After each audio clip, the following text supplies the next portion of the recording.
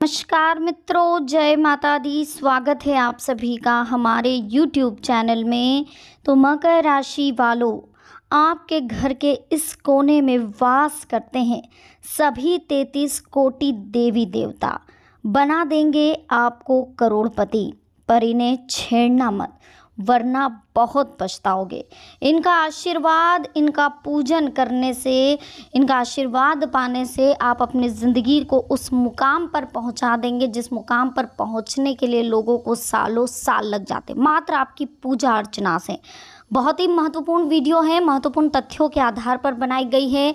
अनुरोध कर रहे हैं, आपकी राशि के जातकों के लिए बहुत ही महत्वपूर्ण है, इसलिए अंत तक जरूर देखिएगा। पसंद आए तो लाइक करें, साथ ही कमेंट सेक्शन में जय माता दी के जयकारे लगाना बिल्कुल ना भूलें। चैनल को सब्सक्राइब करके बेल आइकन को प्रेस करें, वीडियो को लाइक करके शेयर करना ना भूलें। तो चलिए वीडियो की शुरुआत करते हैं। मकर राशि वालों, दोस्तों, जिस इंसान के ऊपर 33 करोड़ देवी देवताओं का हाथ होता है, आशीर्वाद होता है, कहीं ना कहीं उनके ऊपर भगवान का आशीष उन्हें प्राप्त होता है, तो उन्हें ज़िंदगी में कभी भी किसी भी चीज़ के लिए परेशान नहीं होना पड़ता है।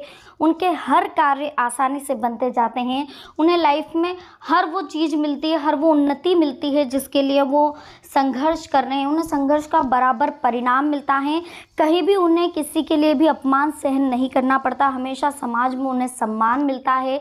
सम्मान के साथ ही वो उन्नति के उस शिखर पर पहुंच जाते हैं जिस शिखर पर पहुंचने के लिए लोगों को बरसों मेहनत करनी पड़ती है। मात्र भगवान के पूजन से, उनके आशीर्वाद से आप अपनी ज़िंदगी को पूरी तरह से बदल सकते हैं।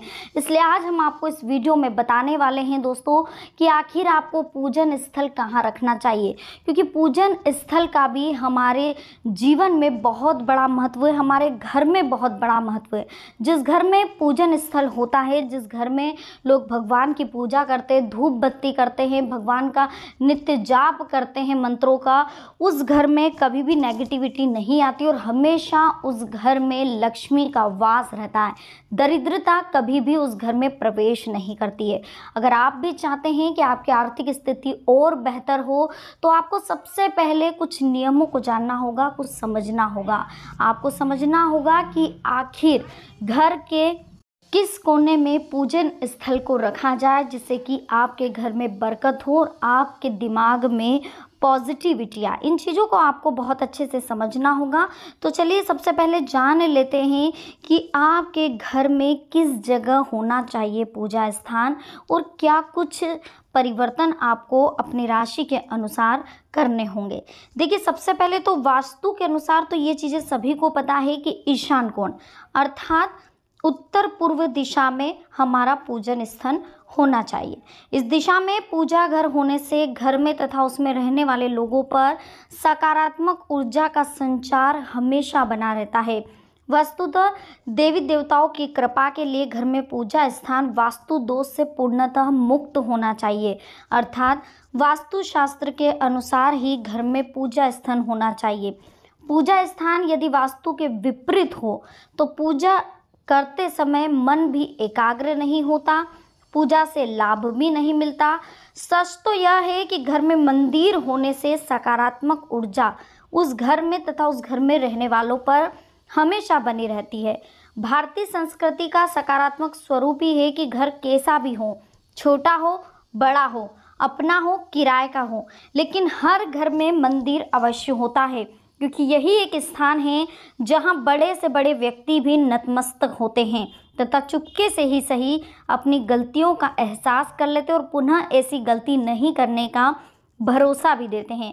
वास्तव में पूजा का स्थान घर में उसी स्थान में होना चाहिए जो वास्तु सम्मत हो, परंतु कई बार अनजाने में अज्ञानवश पूजा का स्थान चयन करना हमारे लिए गलत हो जाता है।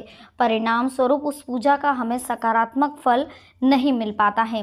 देखिए, सबसे पहले तो आपको समझना होगा कि ईशान कोण में अगर आप किसी कारणवश नहीं बना पा रहे हैं, कोई आपके घर का जो दिशा है उस वजह से ईशान कोण में आपका पूजा घर नहीं बन रहा है, तो विकल्प के रूप में उत्तर या पूर्व दिशा का चयन करना चाहिए। यदि ईशान, उत्तर और पूर्व इन तीनों दिशा में आप पूजा घर बनाने में असमर्थ है तो पुनः आग्नेय कोण यानी कि पूर्व और दक्षिण दिशा का चयन करना चाहिए। भूल कर भी केवल दक्षिण दिशा का चयन नहीं करना चाहिए, क्योंकि इस दिशा में यम मृत्यु देवता अर्थात नकारात्मक ऊर्जा का स्थान होता है और इस दिशा में पूजा स्थल रखना बहुत ही अशुभ माना जाता है। ध्यान रखिएगा, दक्षिण दिशा में कभी भी भगवान बिल्कुल मत रखिएगा, मंदिर बिल्कुल मत रखिएगा। साथ ही घर में मंदिर सीढ़ियों के नीचे नहीं बनाना चाहिए। शौचालय या बाथरूम के बगल में या ऊपर नीचे भी पूजा घर नहीं बनाना चाहिए। मंदिर कभी भी शयन कक्ष या बेडरूम में नहीं होना चाहिए। बेसमेंट में भी पूजा घर ठीक नहीं रहता है। यदि इन स्थानों में पूजा घर बनाते हैं तो घर में अकारण क्लेश होता है, आर्थिक हानि होती है तथा घर का स्वामी कभी भी खुशी जीवन व्यतीत नहीं कर पाता है। इसी के साथ दोस्तों आपको यह भी सोचना होगा कि पूजा घर के अग्निकोण में धूप दीप जलाना चाहिए। यदि आपका मंदिर लकड़ी का है तो इसे घर की दीवार से सटाकर ना रखें। पूजा करते समय भक्त का मुंह किस दिशा में हो, यह एक महत्वपूर्ण विषय है। वस्तुतः जब आप पूजा कर रहे हो तो व्यक्ति का जो मुख है वो पूर्व में होना चाहिए या उत्तर में होना चाहिए। इस दिशा में मुख करके पूजा करने से पूजा का फल उत्तम तथा 100% प्राप्त होता है। मंदिर की प्राण प्रतिष्ठा शुभ मुहूर्त में करें। जब भी आप नए घर में जा रहे हैं, मंदिर की स्थापना कर रहे हैं भगवान की वहाँ पर, तो शुभ मुहूर्त में करें। अश्विन माह में दुर्गा माता के मंदिर की स्थापना करना बड़ा ही शुभ माना जाता है। इसका बहुत ही पुण्य फल मिलता है। घर में 3 गणेश, 3 देवी प्रतिमा, 2 शिवलिंग, 2 शंख, 2 सूर्य प्रतिमा, 2 शालिग्राम का पूजन कभी भी नहीं करना चाहिए। ऐसा करने से मानसिक अशांति तथा आर्थिक नुकसान होता है। किसी भी मूर्ति या प्रतिमा की मात्र एक मूर्ति या एक तस्वीर होनी चाहिए, 2-2 नहीं रखनी है। पूजा स्थान का रंग सफ़ेद या हल्का क्रीम होना बहुत ही शुभ माना गया है। भगवान की फोटो या मूर्ति नैऋत्य कोण में नहीं रखना चाहिए। यदि ऐसा करते हैं तो आपके कार्यों में रुकावटें आती हैं।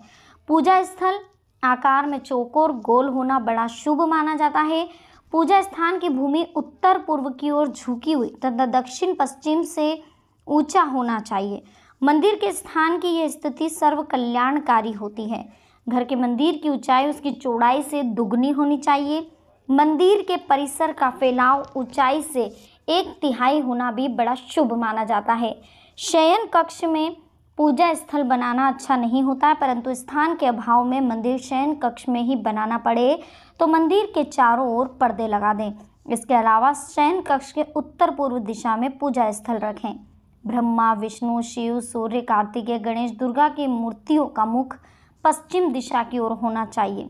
कुबेर, भैरव का मुख दक्षिण की तरफ, हनुमान का मुंह दक्षिण की तरफ होना बड़ा ही शुभ माना गया है।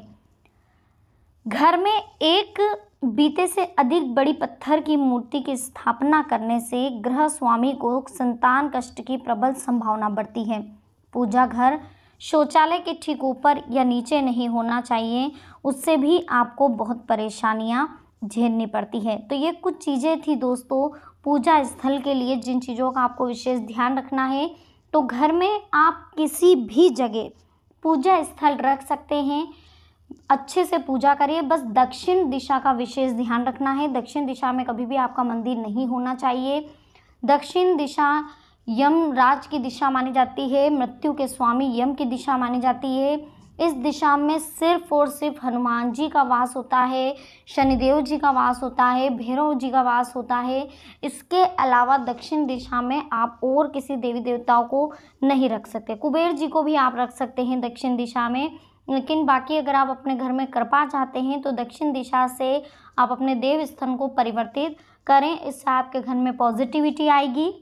देखिए, इस दिशा में अधिकतर नेगेटिविटी रहती है। जो दक्षिण दिशा रहती है या नेगेटिविटी रहती है, उस नेगेटिविटी को कंट्रोल करने के लिए ही जो दक्षिण दिशा है वो मृत्यु के स्वामी, मृत्यु के देव को दी गई है। हनुमान जी को दी गई है और शनिदेव जी को दी गई है।